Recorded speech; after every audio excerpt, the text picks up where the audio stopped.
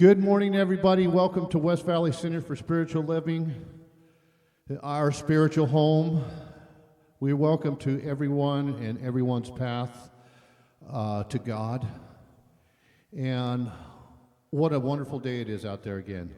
Man, this is Phoenix in its prime before it gets really hot. So it's still good. In the morning. It's just warm. Cool. Mornings is great. But every Sunday, we start the service with a song called This Is the Day.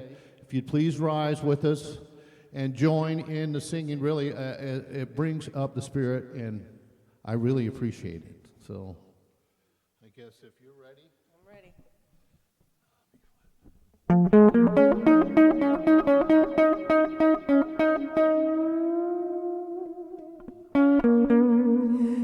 This is the day that the Lord has made. I will rejoice and be glad in it. Sing that with me. This is the day that the Lord has made. I will rejoice and be glad in it. This is the day, a day to be seized, yeah. A day I can feel my spirit set free. Yes, this is the day. It's time to fly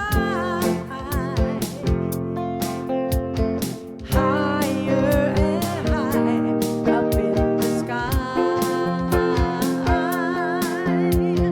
This is the day that the Lord has made.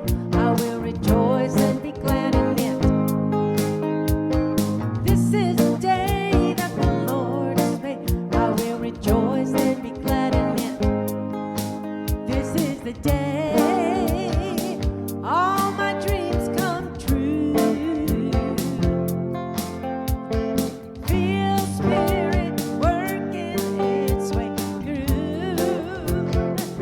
Yes, this is the day. It's time to fly higher and high up in the sky. This is the day that the Lord has made. I will rejoice and be glad in it. This is the day that the Lord has made. I will rejoice and be glad in it.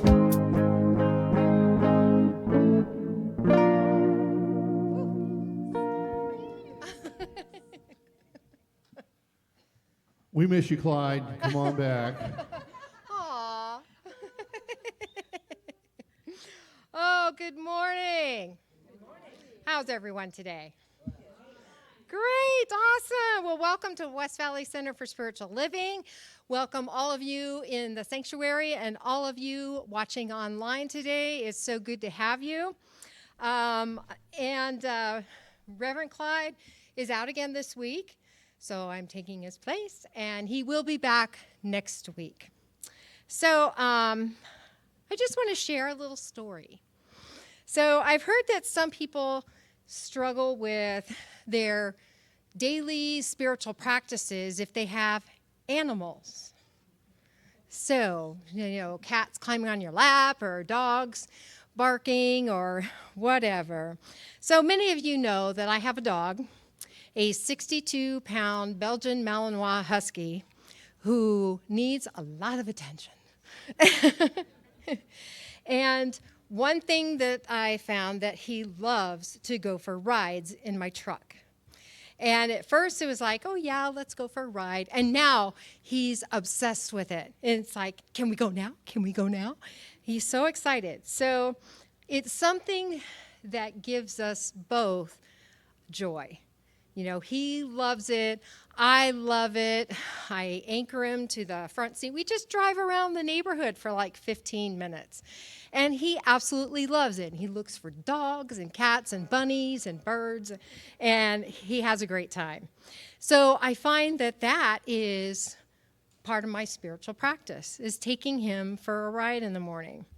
And so if your animals get in the way of your spiritual practice, make them part of your spiritual practice. So that's the message I have for you today. So the practitioner in service today is me. So I will be available after service today for prayer. So come up to the front if you feel that you need to have you want prayer. And we like to begin each Sunday by affirming our mission statement. So let's read that together. We are serving life by living and sharing transformational tools to help create a better world for all. So we have many activities going on in the center, but the main one is today is the drumming circle in the back with Reverend Susan. So that'll be after service. Go into Pappy Hall, get a light snack, and then come back for the drumming circle. Also, a reminder that the Dining for Dudes is on hiatus until September. I'm sorry. I know, boo-hoo. So you can find the details in the announcements that are in the bulletins by the entrance on the welcome table. You can also find them online and also in our weekly newsletter. If you do not receive the newsletter, then there are green cards in the bookstore where you can fill out. Just drop them in one of the boxes and we'll put you on the mailing list. Okay? So now it's time to change the tone, and the Bradfords prepare us for my invocation and Reverend Karen's beautiful message.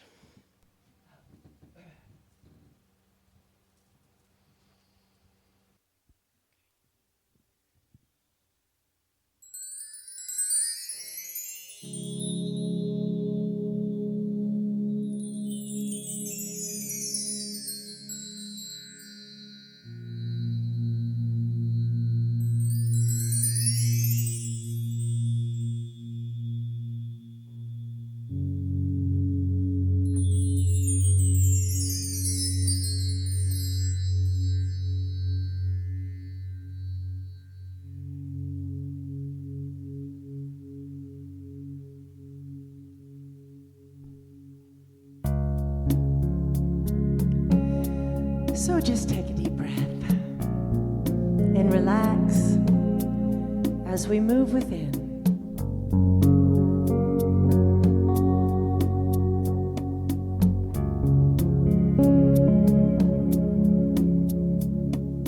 I will make a quiet place within my heart. I will wait upon the Lord. Wait upon the Lord. Be still, my soul, be still. Be still, my soul, be still. Be still and know.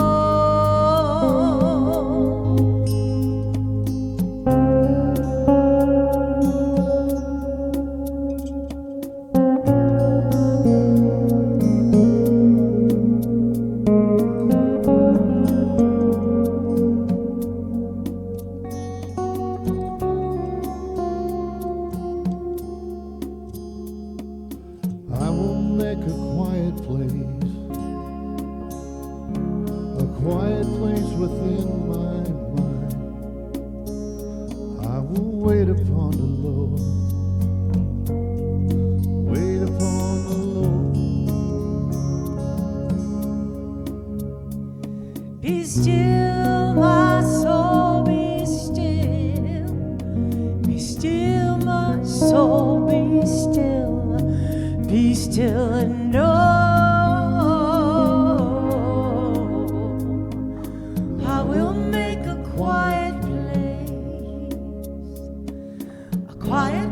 Within my life, and I will wait upon the Lord. Wait upon the Lord. I will make a quiet place.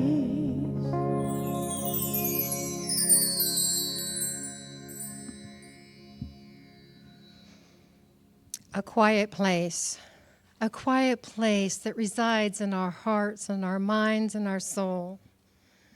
A quiet place where God lives as peace and joy and beauty and harmony and abundance and prosperity and all that. All the qualities of good are the qualities of God in each and every one of us. These qualities reside in the grass, the trees, the clouds, the sky, the entire universe, from the center of the earth to the outer limits. It is all God. Everything is God that lives and moves and has its being. And I know that each one of us, we are the divine expressions of God, expressing as those divine qualities. And I'm so grateful knowing this. And I claim that and affirm that we exhibit those divine qualities in everything that we do. And this day, I speak a word of blessing for all of those in service today, all those in the sanctuary, all those watching online, and for the Bradfords, knowing that their beautiful music that they so eloquently bring to us fills our hearts with that harmony, and that peace and that joy. And for Reverend Karen, knowing that her message is absolutely perfect, that she speaks the words of God that flow through her effortlessly, giving us the opportunity to receive the divine message that she has prepared for us today. And for all other faith traditions, knowing that there are many, many paths to one God. And I'm so grateful for this day, and I release my words into the law, knowing it is already done, it is so, and together we say, and so it is. Amen. My reading today is A Return to Love, Reflections on the Principles of A Course in Miracles by Marianne Williamson. And in the chapter called Levels of Teaching, she states, "No meetings are accidental. Those who are to meet bring because together they have a potential for a holy relationship. The Course says that there are 3 levels of teaching in a relationship. The first level is what we think of as a casual encounter, such as 2 strangers meeting in an elevator, or students who happen to walk home from school together. The second level is a more sustained relationship in which, for a time, 2 people enter into a fairly intense teaching-learning situation and then appear to separate. The third level of teaching is a relationship which, once formed, lasts all our lives. At this level, each person is given a chosen learning partner who presents him with unlimited opportunities for learning." Then she goes on to say, "We are in each other's lives in order to help us see where we most need healing and in order to help us heal." So let those words wash over you for a moment. And so it is.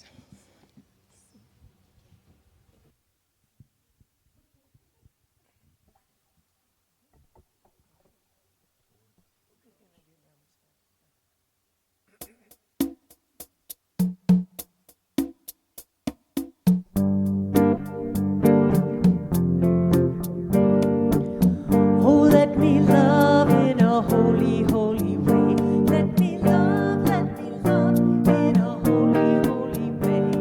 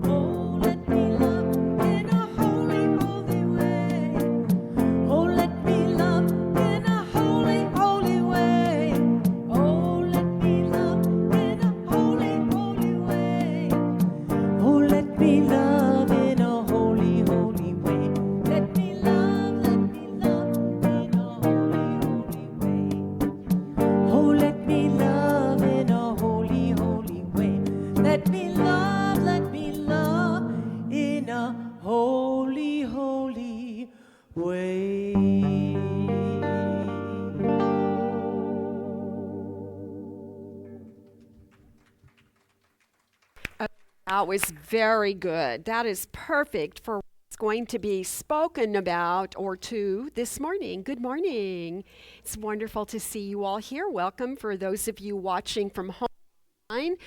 Oh, I'm going to have to stand very still. I can tell it's still a little quirky from last. I was really unhappy last week. Let's see if I need to do the handheld mic or if we can.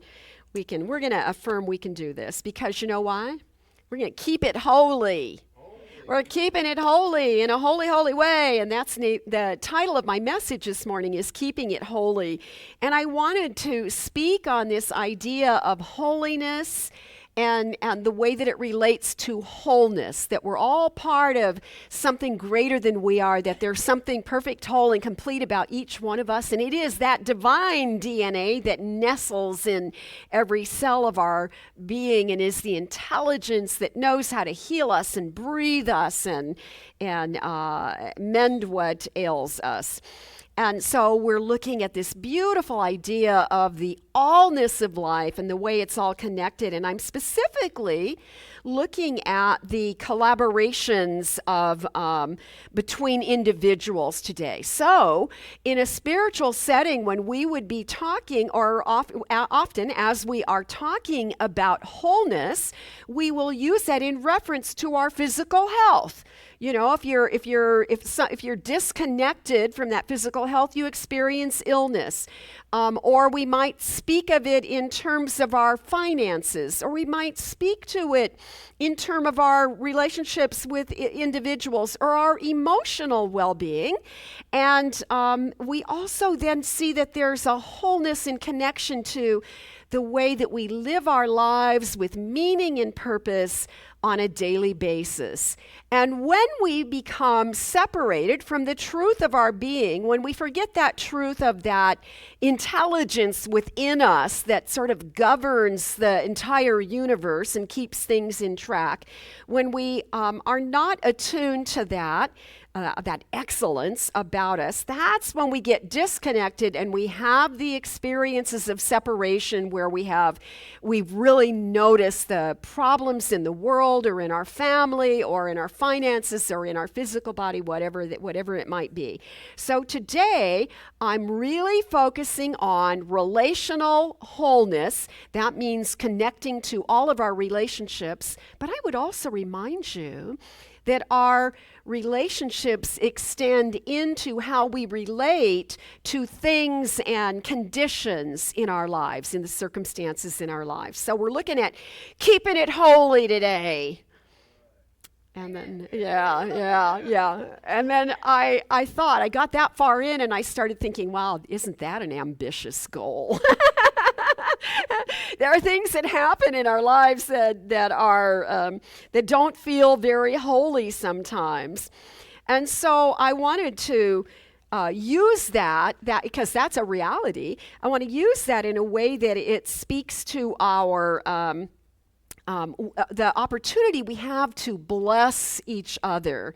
So if you're encountering a situation that doesn't feel very holy, especially when it involves other people, and some of us have strained relationships in our families, and or your next door neighbor is not very kind in the way they water their rocks and get your car or whatever. I don't. It's actually. Could you tell I lived in California most of my life that I would talk about watering your yard? But that we have ways in which we can make those holy moments by speaking a word of blessing into this situation, whatever it is. And it doesn't mean to somebody else. You're not manipulating things. You are affirming to yourself that there's another way of seeing whatever it is that's going on. So when we say things, often you will hear practitioners in New Thought use that expression. I use it myself. And I speak a word of blessing for this or for that, whatever it is that's calling itself up to have some divine light shined upon it and allow Spirit itself to rearrange the circumstances to be a little bit better. We're not using we always say there's a power and a presence that's greater than I am and we can use it, but we're not using it like it's a superpower. It is the superpower. It is the superpower that created all of life, but it's not magic, and it certainly is not manipulation. And sometimes we use prayer inadvertently, without really thinking about it, in our attempt to try and rearrange things in the outside world. We want something better for somebody that we love, but it might not necessarily be something they want for themselves. And so when I speak a word of blessing, I am using my mind for the purpose of changing my mind to have a good thought. So if something happens and another individual has triggered me in some way, I can speak a word of blessing to change my mind so that I can see this encounter from a different perspective. And that is a way I can keep it holy. And not only then are we bringing the light of holiness, the presence of God, we're not just calling that in, but we are then calling ourselves to be able to see and recognize the wholeness of another individual, to see the God in that person or the divinity. So we're not God as like God, but each of us are both human and divine. That one threw me off a minute. We have both of those qualities within us. And God created humanity, but in that way we're unique. And we are divinely blessed because it is in our inherited way to remember that. So when we remember for ourselves or for anybody else, we are pulling that person, or in the case of a condition, let's say you have a health condition going on, when we speak a word of blessing for that health condition, we are calling that condition into the holy light of the wholeness of all of life, the allness that I know to be God. Yeah, and you know what's really beautiful about that? Then we are no longer excluding that circumstance or that individual. We are no longer excluding our love from them. We are no longer withholding our love, but we are circulating the love and the light that's on the planet with that intent to lift all of us. So one of the books I've been using sort of all year, or will be using all year, is the Michael Beckwith, Reverend Dr. Michael Beckwith, who wrote one of his books is called Spiritual Liberation. And this quote comes from that book, and this is where I got the idea for this talk today. He said, "Who do you run with? Who are your homies?" Now, Michael Beckwith is entitled to use that term homie because he was a street boy. He grew up in the streets of, I believe, Los Angeles. I'll have to recheck that. I think by the time he was a teenager, he was living in the Los Angeles area. And he was a mischief maker. In fact, he made quite a good amount of money selling marijuana in large quantities. And he found God, which was really odd because he was very agnostic. And so to this day, if you're one of the many people who are drawn to listen to Michael Beckwith speak, he has such a big, loving heart that you just can't help but feel uplifted after you listen to him.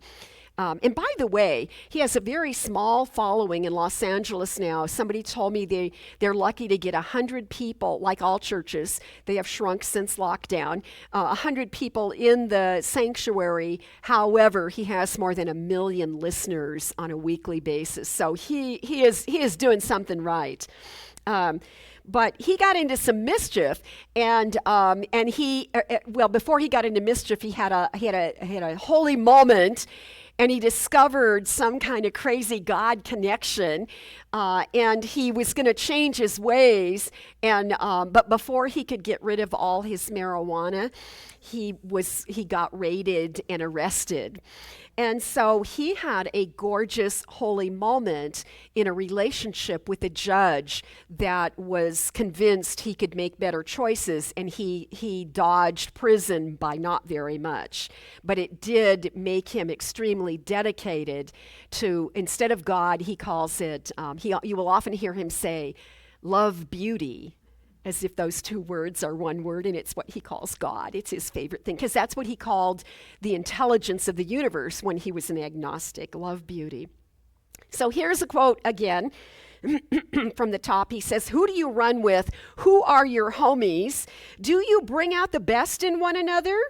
What quality of consciousness predominates in your network of friends? It is good to be aware of what arises in your mind and in your heart and in your actions while you are in the company that you keep." These are really good questions, you know. Who are the people that we spend most of our time with, and do they bring out the best in you? And sometimes, you know, even your closest loved ones don't necessarily bring out the best in you. However, they can bring out the blessings in you if we do that as part of our spiritual practice. And by the way, Dr. K, part of my spiritual practice includes some little dog licking my feet many mornings. Right there with you, sister. So we know that we are influenced by the the company we keep and the people that we hang out with. And so it's a very good question when he says, or a statement when he says, be aware of what arises in your heart and your mind and your actions, so that we can then be in charge of switching any judgments or opinions into sweet blessings. But I'm also aware that I don't want to just hang out with the people that love me the most. I want to also have, although ironically they're often the same in my world, I want to have people that will grow me. I want to have people that are, I want to hang out with people that are smarter than me. I want to hang out with people that are more organized than I am. I want to hang out with people that have interesting conversations that later I go home and I doubt what I think now. You know, it's like they say something wise that causes me to review what my own personal beliefs, because those are the things that grow us the most. Those are the ways we stretch our consciousness to be able to include the room for this spiritual perspective, and the ways in which we can train ourselves to stop and take a pause when we're moving into judgment and opinions. I especially like finding people that I can collaborate with, and that's what we're talking about today, those collaborative relationships or relational wholeness. And in case you thought I wasn't going to say this, I don't want to leave anybody out, I am also aware that sometimes we find ourselves in the company of people that we don't really want to hang out with, but it's just a part of our life. Certainly like in the workplace, for anybody that might still be in the workplace. I know we have a lot of retired people. You're stuck with yourself then. Can you still keep it holy? Whether it's just you or you're hanging out with people that have very different opinions than you do, and that don't necessarily leave you feeling uplifted after a conversation. And what I have found in my years of being dedicated to this path is that I need a different tactic when I have been triggered, when somebody pushes my buttons in one way or another. I need to have something that secures me back in truth again. And it's something that will pull me out of looking at right and wrong or good and bad and all those dualistic ideas. And what I know always works for me is to have that vision or a memory of this truth that we are all created by the same creator. And therefore, I like that statement that we are children of God. If I think of somebody that, if I'm being annoyed in a minute, or I'm not feeling very patient in a circumstance, I remember that we're all children of God, and that I do really believe everything we say in our mission statement and in our vision statement, that we make every attempt to honor all paths, and that every path is uniquely individual, even sitting in a church setting or a spiritual center. we have different ideas in the way that we interpret what we're hearing or what we believe. So I found this great quote that honors that idea that we're all children of God, but we express in a multitude of forms and expressions and ways that we show up. And this comes from Dr. Ernest Holmes, who is the founder of religious science, or this teaching that we call the science of mind. The people in whom we fail to find good are born of the same mind. They operate under the same spiritual laws that we do. They express the very same life that we do, this one divine life. Our inability to see their divine nature is our own self-created stumbling block. Often, it seems, we are held back by our petty dislikes. That's a great quote. Holmes doesn't talk like that very often. That is a really good kind of, I'll stand more still than that. The in-your-face kind of expression. That we are creating our own stumbling blocks. And so when I realize that it's not okay for me to exclude anybody from their humanity, let alone their divinity, that each of us is, doing this same sort of paradoxical attempt at having both the okay, you win. Give me just a moment okay, now we're off. All right, I think I will just not do everything and confuse you. I'll do this. How's that? All right. Oh, did you notice I almost forgot to do that?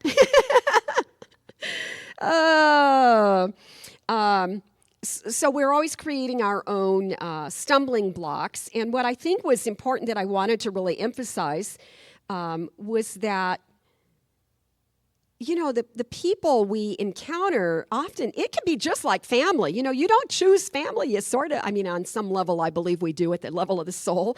But, you're sort of, who's there is who's there. And so humanity is like that. Sometimes we end up in situations where we wouldn't necessarily choose to be having that encounter, and yet we have everything we need. We are equipped to deal with things in such a way that all encounters can become holy and blessings. To dismiss anyone's divinity then becomes our stumbling block. We have now created something in ourselves that is preventing us from seeing the presence of God, from having a holy encounter with another individual. And so I like to be accountable for those things and make new choices and sometimes you don't, sometimes I fail. sometimes it's just what it is, and we move on. One of the best examples of somebody who has overcome judgments and doesn't have opinions or separate even rowdy beings from their humanity and divinity is Father Greg Boyle, who is the founder of Homeboy Industries. You hear that name here. I learned of Father Greg Boyle through Reverend Sue Witter. And actually, I was able to hear him. He was in the Phoenix area, I believe it was about a year ago. And he is this delightful, aging priest. And he started Homeboy Industries, and it is the most successful, not prevention, but he works with the population of gang individuals that have been in gangs, and he helps them reestablish a new life after they come to Jesus, after they find their way through their difficult time.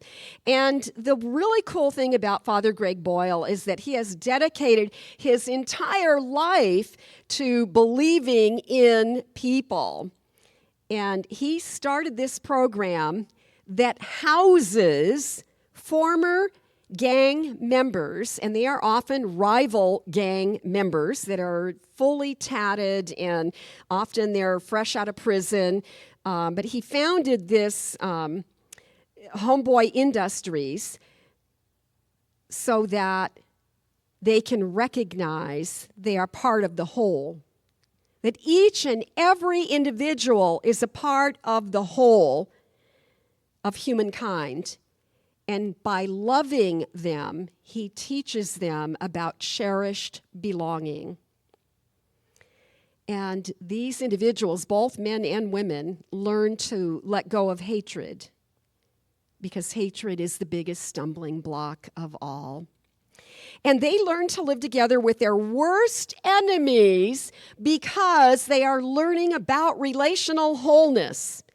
Relational wholeness from a spiritual perspective. It's learning to see the way God must see without those judgments, without the garbage that happened before they learned how to love themselves and therefore gain an ability to love each other. And so I just know, and I've said this before, and I will say it again, when I am clear that I am one with God, when I am absolutely certain that there is this unity of which I am a part, then I do not see divisions. And then there are moments, even when you're feeling good, you can have something occur where you sort of feel let down. Somebody does something that you just think is foolish. And it's really hard when it's somebody you love, isn't it?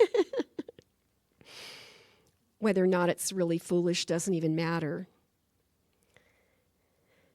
What matters is, how do we return to the blessing? How do we anchor ourselves in truth again and in a higher vibration, a way in which we can learn to love each other and remember that we too are created in the image and likeness of that love, that we too belong here on the planet side by side with each other. And so, when the world gets me down, I look for stories that cheer me up. I like positive news, and boy, it is not hard to find. If you want it, it is readily available to all of us. And it reminds me that, as Michael Beckwith said, it's good to be aware of what arises in your mind and your heart and your actions by the company you keep. And I include, because it's my own personal spiritual practice, I include the company I keep. Includes what I watch on TV. It includes what kind of podcasts I'm willing to listen to. It includes what I read, even the fiction choices that I make in what I read. I've become a really good fiction reader. All my life I wanted to read more fiction. I am. I'm having a good time. But I'm choosy because it is a part of the company I keep, and it impacts me in many ways. So I think of it like this: when the world seems to have let me down, then it's time for me to clear my own mind, to get back to thoughts that are good and healthy thoughts, and I look for positive news. So I found a story for you. Fabulous story. Also about an animal, but not a dog. It's a horse, but it's a horse that's not much bigger than a dog, except that it is one of the original. They believe that it predates all the domestic-looking horses that we are familiar with today.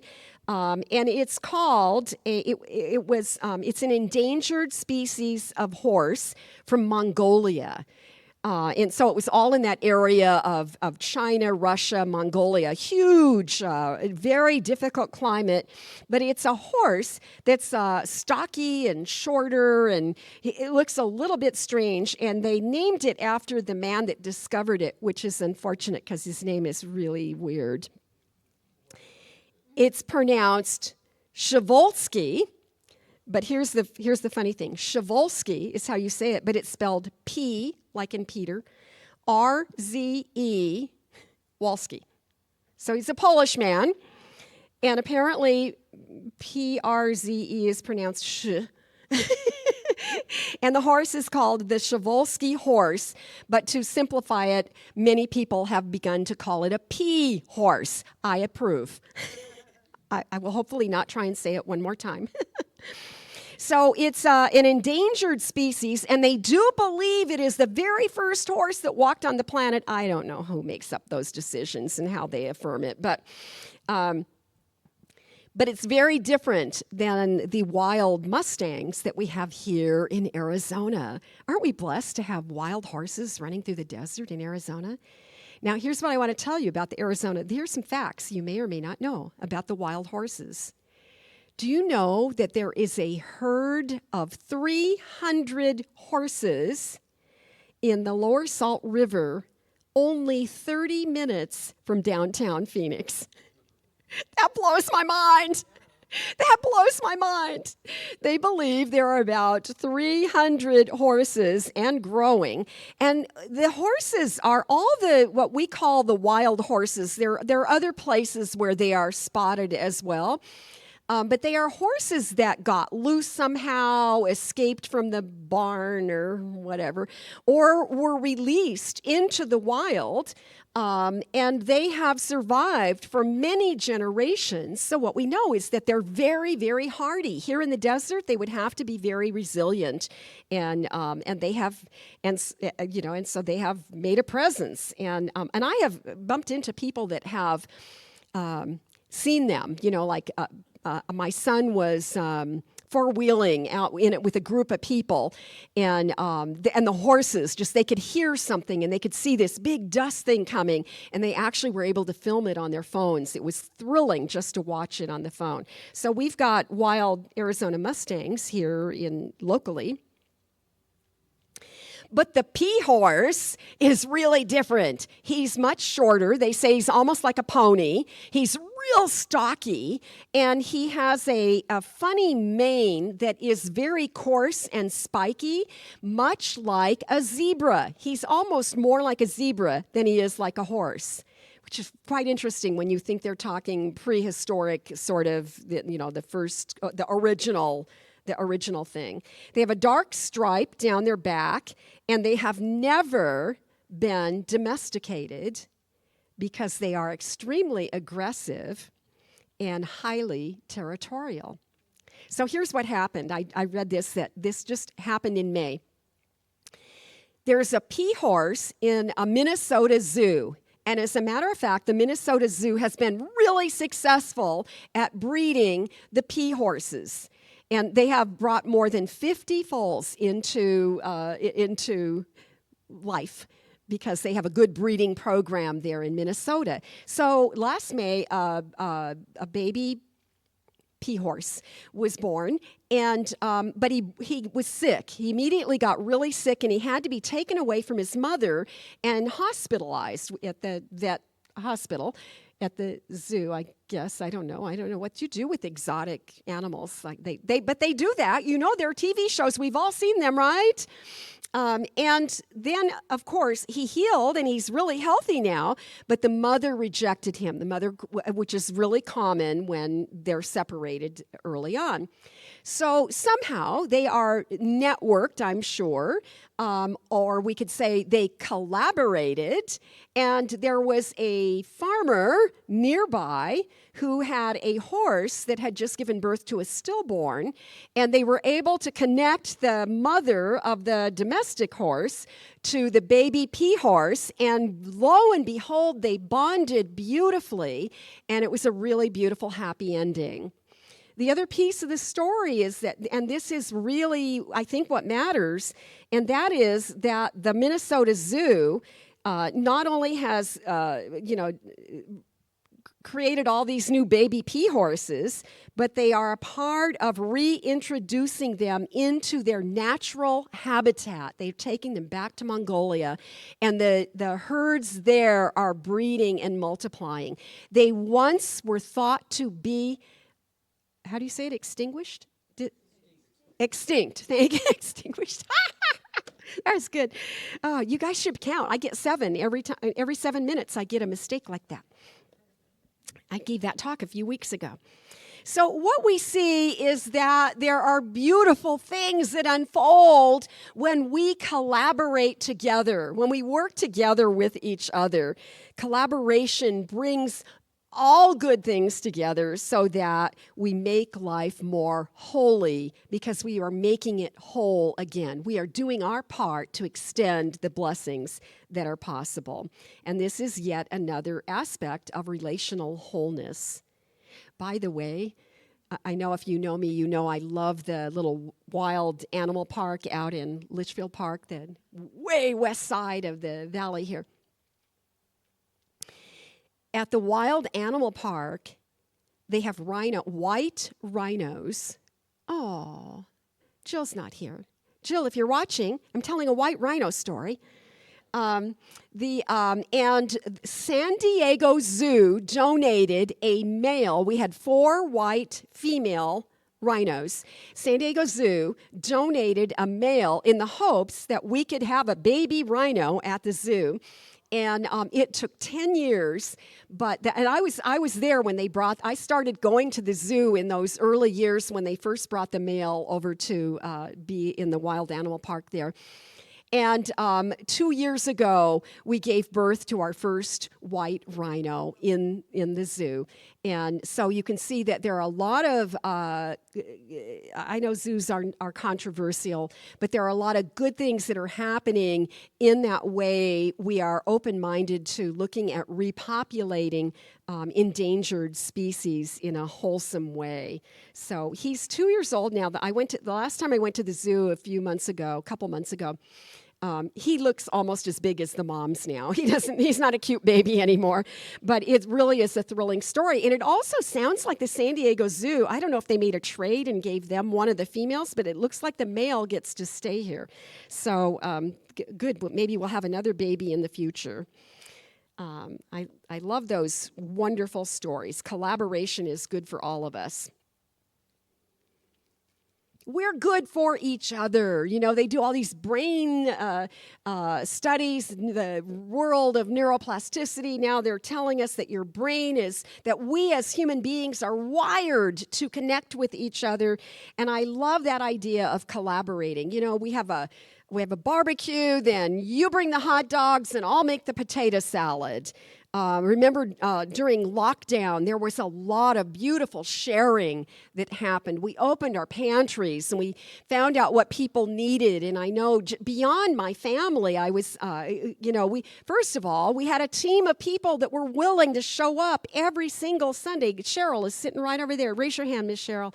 She's one of them that was here to help us do the filming because we only had 3 or 4 people in the room, on a Sunday morning. But we filmed and we did not miss a single Sunday, and that's because we collaborated at a very high and holy level. And then at some point, Sue Witter and Reverend Sue, we were talking, and it turned out that she had extra toilet paper in her garage pre-COVID, before all of that happened. She said, "Oh, I have a ton of toilet paper, but I don't have any bleach to do my laundry, and I need bleach to do my laundry." And I went, "Well, I hardly ever use bleach. I have bleach I can give to you." And so we swapped out, right? We did what we could to help each other, and it was a beautiful example of collaboration. One of my daughters that lives locally is a baker, and she had these grown children at home, and they're all stuck in lockdown. None of the boys had moved out yet, and she's a good baker, and she wanted nothing more than just to bake because it would be comforting for her family, and it would be soothing for her to be able to do that, but she couldn't find flour. And so I got online, and I went, "Well, I'll find flour," but the only flour I could find was a 50-pound bag that I had delivered to my house. And when they brought it to the house, I got on the phone and I called my daughter and went, "I have 50 pounds of flour on my porch. I can't even drag it in the house. You need to come right away and get your flour." And so she did, and she baked for all of us, and we made the best of what we could do. So we're good for each other. How can we then be better at collaborating for the sake of holiness in a well-rounded sort of way? I found these words from Dr. Ernest Holmes that I believe hold the answer to that question. How can we better collaborate for the sake of holiness? He said this: "What a difference it would make if we tried to sense our divine connection and adjust our point of view to the truth. The truth is, we are all bound together in the unity of God. We are bound in this divine way, in a very big and powerful way. One God, one mind, one infinite spirit, one life. And we all share that one life. So to keep it holy means that we keep spirit at the forefront of our minds, of our lives, so that we can make sense of the connections of life. Life is showing us in so many ways. It's always manifesting in infinite variations. And it's the same life for each and every one of us, but we utilize it in different ways. We bring gifts that create the variations in life. But all of us are part of that whole. And so I want to conclude this morning with a quote from a great spiritual thinker and author, David Spangler, whom I have read in the past. And he said this: "In an interconnected world, both our problems and their solutions are connected. If it is a togetherness that is synergetic, then it honors both the differences we bring to the table and the chaos those differences create. Both are necessary because they enhance the whole." So we bring our differences because we see life in a very unique way, in the only way you can see it, and it's going to be a little bit different than everybody else. But you also bring your gifts. And so when we put that all together, we are enhancing the wholeness of life.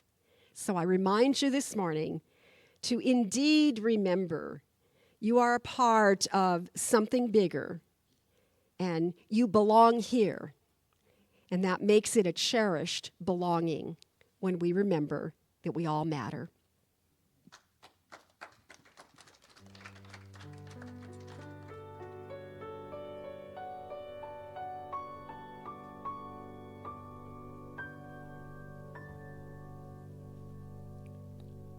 Take a nice deep breath. And just get comfortable where you're seated. If you want to close your eyes and turn within, or simply take a soft focus on something at the front of the sanctuary or in your home, wherever you may be.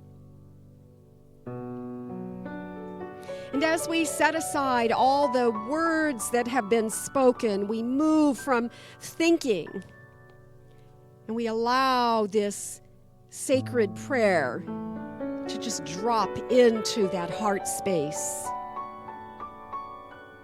where we recognize the secret place of the Most High within.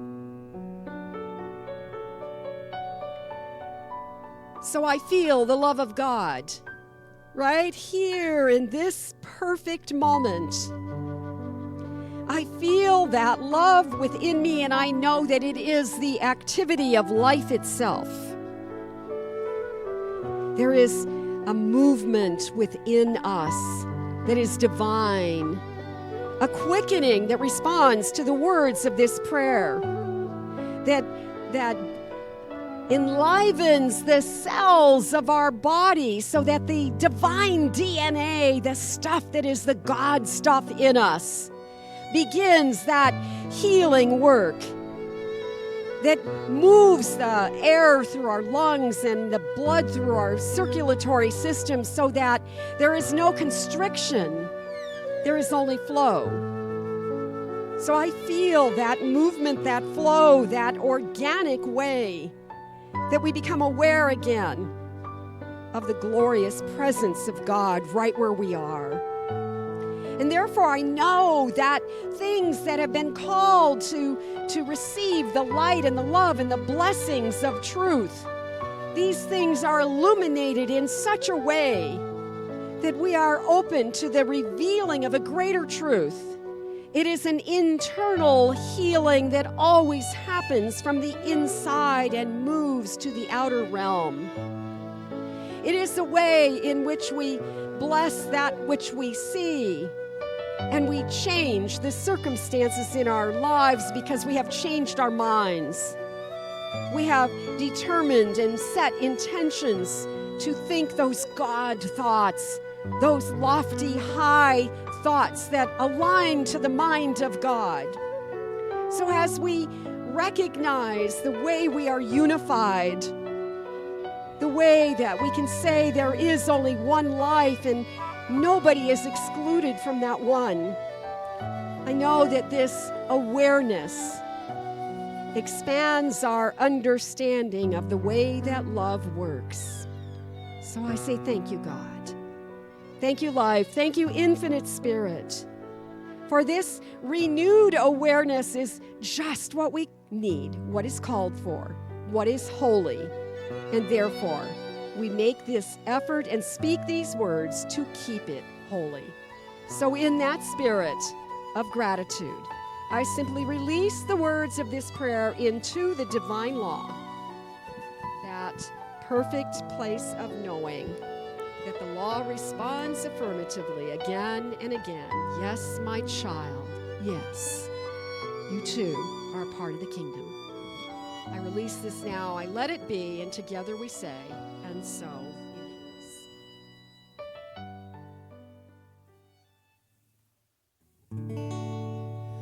Grateful, grateful, grateful for all the love that I have. I am so grateful, grateful, grateful for all the love that I have. Everywhere I look and every face I see is love reflected, shining back to me. I just give thanks for all these simple things, the joy and peace that gratitude brings. That's why I'm grateful, grateful, grateful for all the love that I have. I am so grateful, grateful, grateful for all the love that I have. All right. Thank you. That was amazing. That was awesome. Love the horse story. I'm going to look up P horse and see what that is. So, just a reminder that after service, go to Papke Hall, get yourself a snack and some coffee, and then the drumming circle will be in the back of the sanctuary after that. So it's time to celebrate our abundance. We don't pass around an offering plate, but we do have boxes, drop boxes, one on the way to Papke Hall, one in the back of the sanctuary, and one out by home space. You can also donate online. You can Zealous. We have many different ways that you can contribute. So with that note, let's repeat our giving affirmation.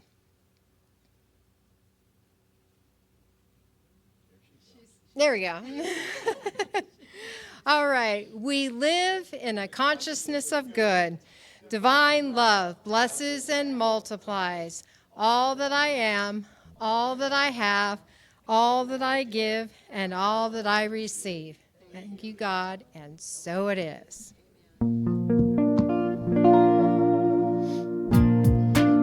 Please rise for our last song.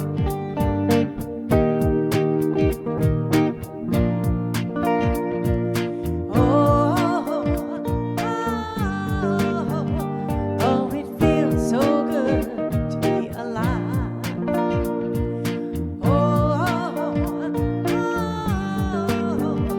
Oh, it feels so good to be alive.